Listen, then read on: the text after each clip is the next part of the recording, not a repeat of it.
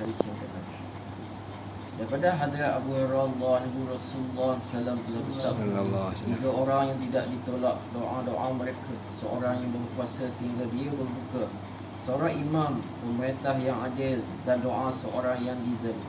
Allah SWT akan mengangkatnya ke atas awan dan dibuka untuknya pintu-pintu langit. Dan Allah SWT berfirman, demi kemuliaanku, pasti aku akan menolong kamu walau selepas berlaku ketika. Demikian sesuatu muslihat. Daripada hadrat Abu Hurairah Rasulullah SAW telah bersabda, 3 orang yang tidak ditolak doa-doa mereka: seorang yang berpuasa sehingga dia berbuka, seorang imam, pemerintah yang adil, dan doa seorang yang dizalim. Allah SWT akan mengangkatnya ke atas awan dan dibuka untuknya pintu-pintu langit.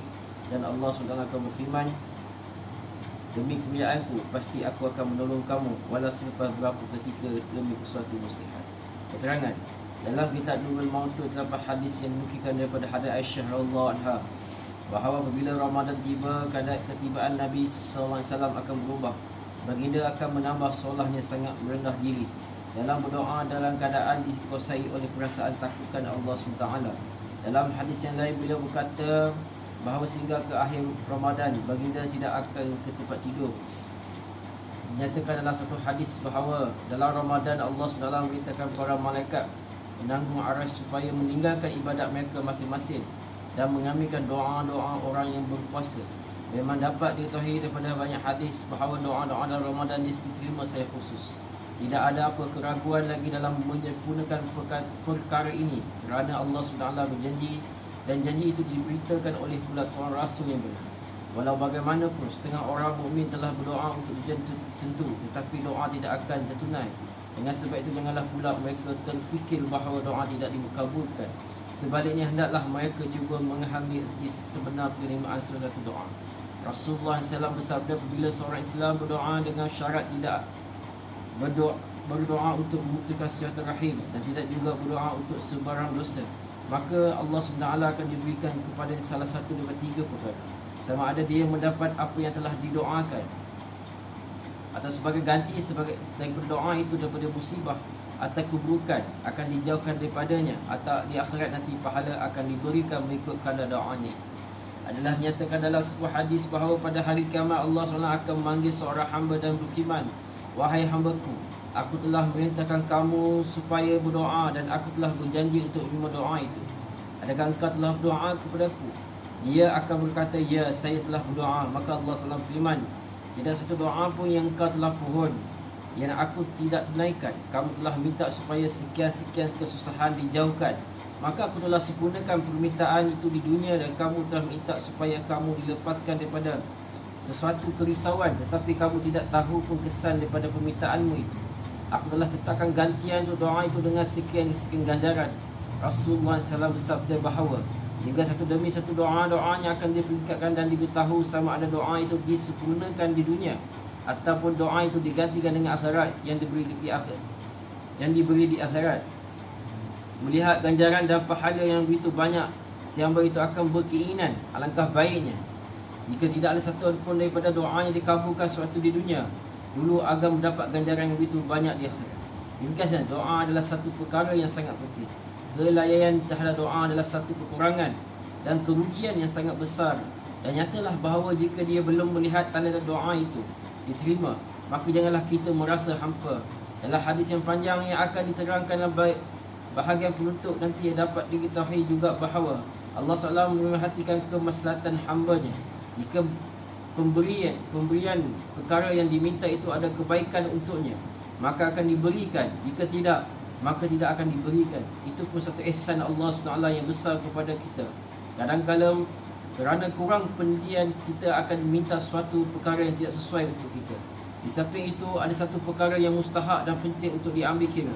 Banyak di kalangan kita, khasnya wanita, terlibat dengan satu penyakit, iaitu kadang-kadang bila dalam keadaan marah dan rusin, mereka akan berdoa keburukan untuk anak-anak dan orang-orang lain.